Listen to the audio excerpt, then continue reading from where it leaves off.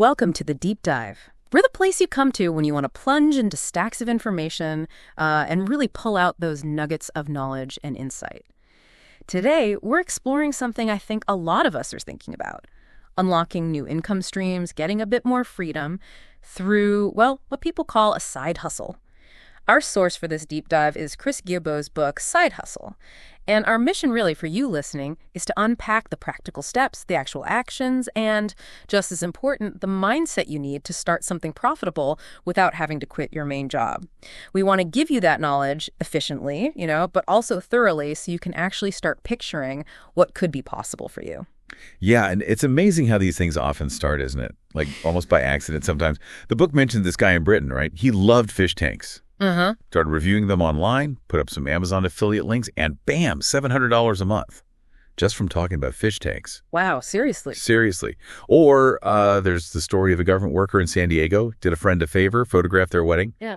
And that turned into a proper wedding photography business. It just shows you often don't even realize the skills you have or the things you enjoy could actually be a hustle. That's a fantastic way to frame it. It feels much less daunting already. So, okay, let's get specific. What exactly does Guillebeau mean by side hustle? Is it just like a second job? Not quite. It's defined as a money-making project. You start, on the side, usually while you still have your day job. The main point is earning extra cash without taking that huge leap, that risk of quitting your main source of income first. Right, cushioning the risk. Exactly. And what the book really hammers home is how accessible it is.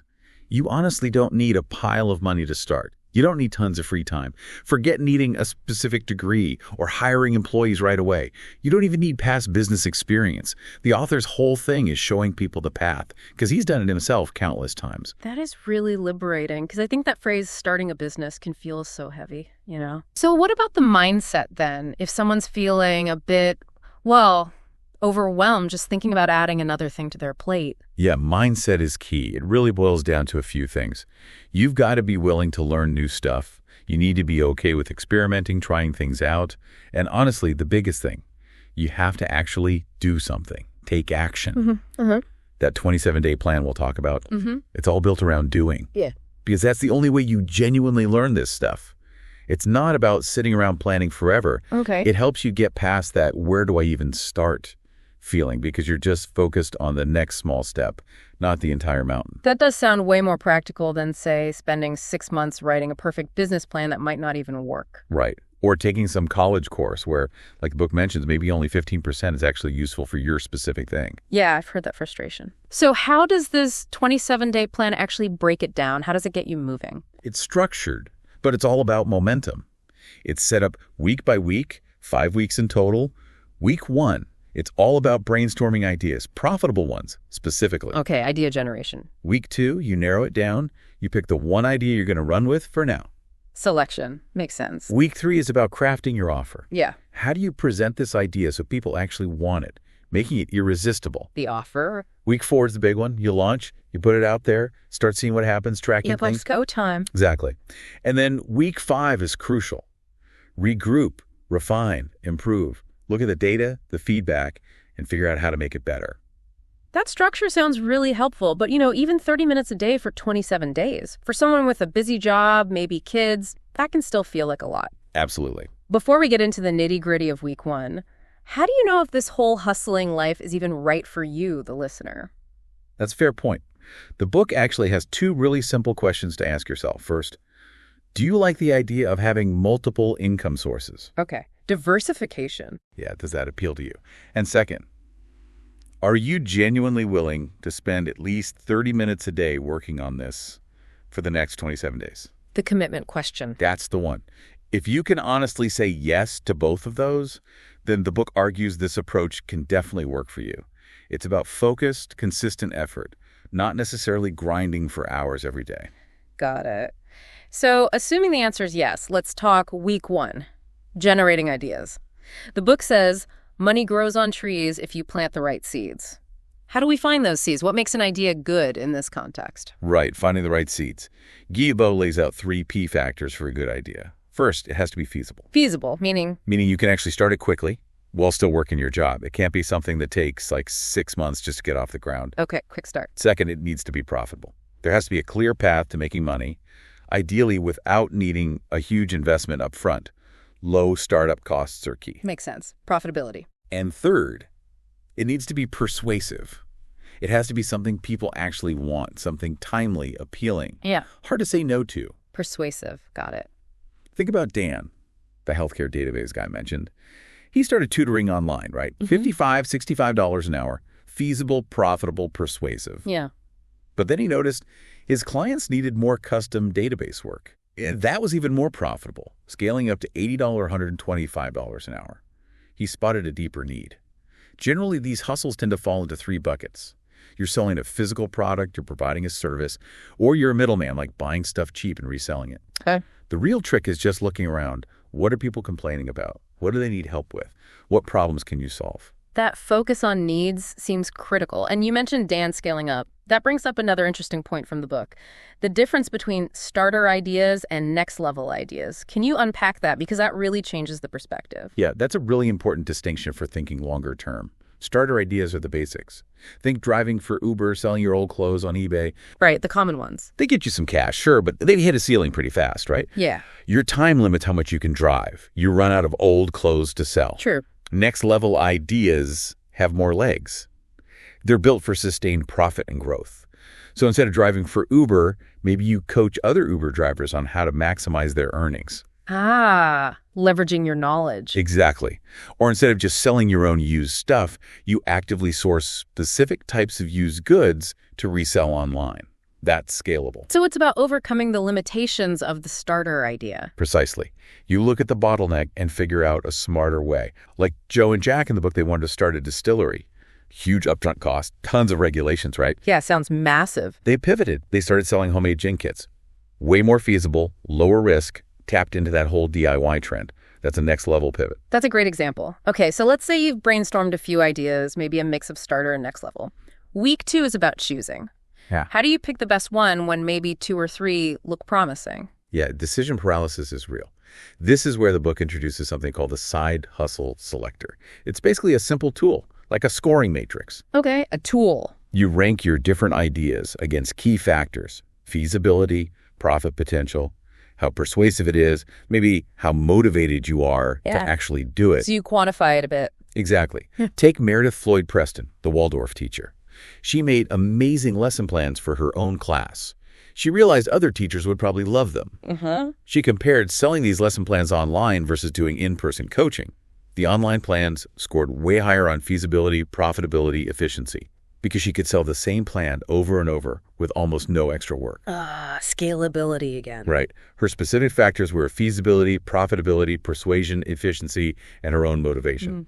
But the crucial advice here, to avoid getting stuck, focus on picking the right idea for now. It's not a blood oath. Right. Just pick the one that scores highest now, get moving, and learn.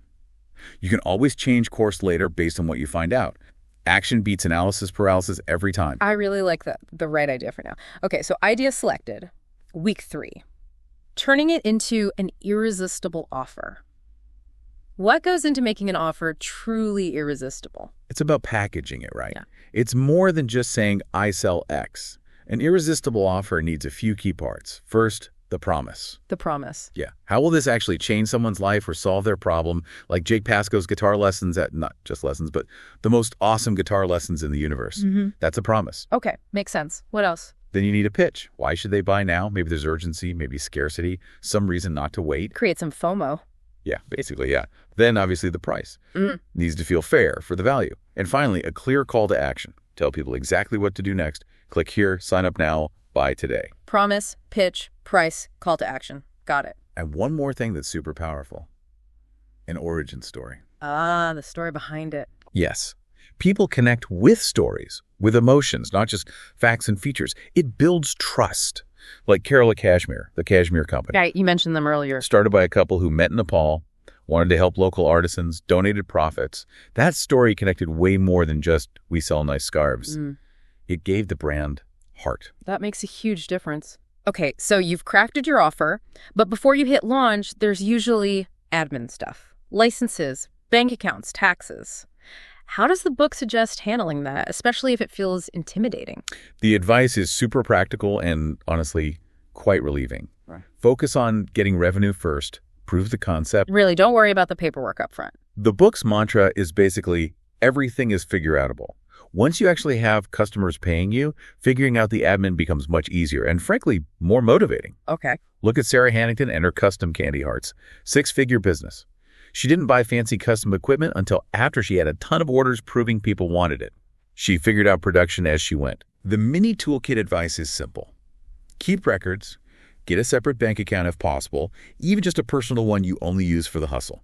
Plan to set aside maybe 25% for taxes, use basic invoices, maybe get simple agreements in writing, but don't let perfecting the admin stop you from making that first sale. That takes a lot of pressure off. What about pricing then? That feels like another big hurdle. How do you know what to charge? Yeah, pricing stumps a lot of people. For products, the book suggests the classic cost-plus model. Figure out your costs, add your desired profit margin. Simple. Okay. For services, think about your time. Estimate how long something takes. Multiply by an hourly rate that makes sense for your skills and the market. And how do you set that rate? Key guidelines. Charge enough so it feels worth it to you. Don't undersell yourself and burn out. If possible, aim for recurring revenue memberships, subscriptions, retainers. That smooths out income. Offering different pricing tiers can also work well, capturing different types of customers. And honestly, trust your gut a bit. Put a price out there and be ready to adjust based on how people respond. You can always change it. Flexibility is key. Okay, week 4, launch time. The message here is launch before you're ready. That feels scary. It does. It goes against everything we're usually taught about needing things to be perfect. But in the side hustle world, perfectionism is poison. It just leads to procrastination. Right, never actually starting. Exactly. You need real-world feedback. Your perfect plan means nothing until a real customer interacts with it. Launching early, even if it's a bit rough around the edges, gives you that crucial proof of concept. Like Steven Peterson's transit app. Perfect example. Raython. It was glitchy, apparently, but people still paid for it $2,700 in the first month. That money, and more importantly, that user feedback, allowed him to fix the actual problems, not just the ones he guessed might exist. Okay, so launch it, flaws and all. But then, how do you get people to actually notice it? How do you make sales? They won't just find you, right? Definitely not. You gotta hustle for the hustle. Active marketing and selling are essential. Think like those Girl Scouts selling cookies. Okay. They don't just list the ingredients, do they? They talk about how delicious they are, how they make you feel good, maybe support a good cause. Lead with the benefits for the customer. Focus on the customer's win. Always. And you have to actually ask for the sale. Be direct, be confident. Don't just hint. And don't be afraid to ask for help. Tap into your network, find mentors, connect with potential supporters or influencers. Leverage your community. Absolutely. Like Brianna Faith, the teenager with the pop-up cosmetic shop.